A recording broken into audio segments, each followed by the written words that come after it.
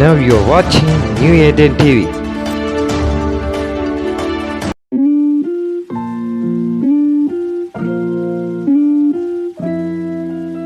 எனக்கு அன்பான சகோதர சகோதரி, ஆண்டவர் இயேசு கிறிஸ்து நாமத்தில் உங்கள் அனைவரும் வாழ்த்தி வரவேற்கிறேன்.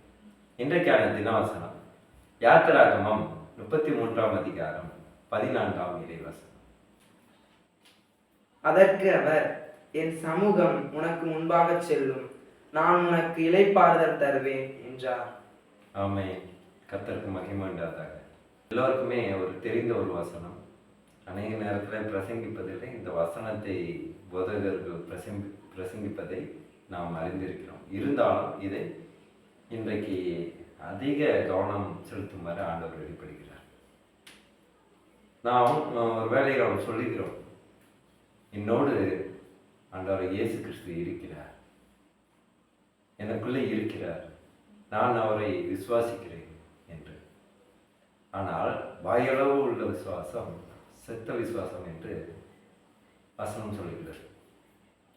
நமக்குள்ளே ஆண்டவர் இருக்கிறார் என்று நாமே சொல்லக்கூடாது. என்னுடைய உதாரணத்துக்கு இப்போ நான் என்னுடனே ஆண்டவராக இயேசு கிறிஸ்து வாசம் பண்ணுகிறார் என்று நான் சொல்லுவதை விட என்னுடைய வாழ்வானது மற்றவர்களுக்கு ஒரு வெளிச்சத்தையும் ஒரு பிரகாசத்தையும் பிரதிபலிக்கும். அப்போது இதோ இவர் தேவ மனிதர் என்று அனைவரும் அறிவித்தேன். பிரியமானவர்களே, இந்த வசனத்தை மோசைக்கு கூறுகிறார். இந்த வசனத்தை கிட்டத்தட்ட மோசையும் ஆண்டவரும் ஒன்றாக இணைந்திருந்தார். மோசை ஆண்டவர்கிட்ட ஒரு நண்பர் போல பேசுவது உண்டு. இன்றைக்கு கூட நாம் ஜெபிக்கிறோம். ஒருவேளை நம் தகப்பனிடம் போய் பேசுவதற்கு நாம் ஏதாவது எழுதி கொண்டு ஓகே இப்படிதான் நாம் பேச வேண்டும் என்று ஒரு லெட்டர் மாதிரி கொடுக்குறோமா?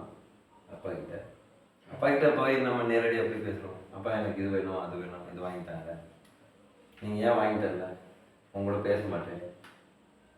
எப்படி? அந்த மாதிரி ஒரு உறவோடு நாம் ஆண்டவரோடு இணைய வேண்டும்.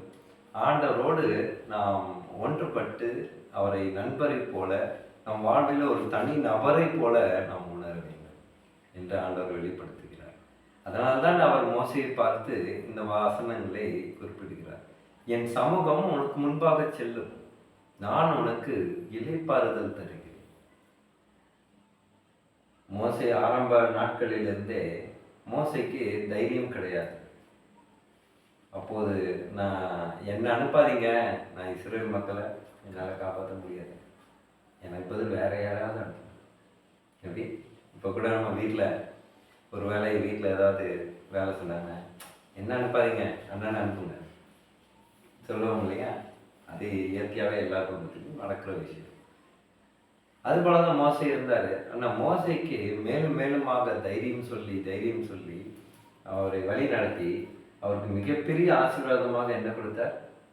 செங்கடல் இரண்டாக பழக்க வைத்தார். மோசைக்கும் இப்படிதான் வெளிப்பட்டார்.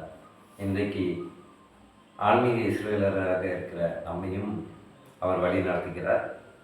நாம் எங்கு சென்றாலும் அவருடைய சமூகம் நமக்கு முன்பதாக சென்று கொண்டு இருக்கிறது, இன்னும் செல்லும் என்றும் அதிலே நாம் இளைப்பாறுவோம் என்றும் விசுவாசிக்கிறோம்.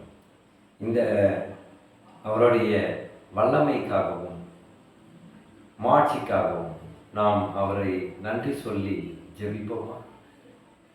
ஸ்தோத்திர கர்த்தாவை துதிக்கிறோம். எங்கள் அன்பு நேசரே, அப்பா, நீர் எங்களுக்கு முன்பதாக சென்று எல்லா காரியங்களையும் நீர் வாய்க்க செய்கிறீர்கள்.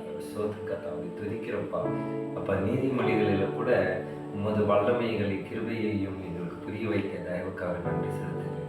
அப்பா, எங்கள் அன்பு சகோதர சகோதரிகளுக்காக நான் ஜெபிக்கின்ற கர்த்தாவே, அப்பா, அவர்கள் இந்த உங்களுடைய ஜீவனுள்ள வார்த்தையை இந்த நியூ ஏதேன் டிவி மூலியமாக கண்டு கொண்டு இருக்கிற ஒவ்வொரு ஆன்மாக்களுக்காக, ஒவ்வொரு சகோதர சகோதரிகளுக்காக நான் ஜெபிக்கின்ற கர்த்தாவை துதிக்கிறப்பா. அப்பா, வாலிப பருவத்தில் இருப்பவர்கள் இதை பார்த்து கொண்டிருந்தால் அவர்கள் மனம் மாறுவதற்கு தேவை கிருபை செய்வார்கள். அப்பா, அடியானையும் என்னது பிரயோஜனமாக பயன்படுத்தி இந்த ஊழியத்தின் மூலியமாக அதிக சிந்தனை, அதிக ஞானத்தோடு இந்த உங்களுடைய ஜீவனுள்ள வார்த்தையை ஆராய்ச்சி செய்வதில் எனக்கும் நல்ல ஞானத்தை தந்திருக்கிறேன். சோதற்கத்தாவை துதிக்கிறோம். அப்போ எங்கள் அன்பு சகோதர சகோதரிகளுக்கு இந்த நாள் முழுவதும் அவர்கள் செய்யும் ஒவ்வொரு முயற்சியிலும் நீங்கள் இருந்து வெற்றி பெற செய்யும் சோதற்கத்தாவை துதிக்கிறோம். இயேசு மூலமாக ஜெபிக்கிறோம் நல்ல பிதாவே. ஆமென்.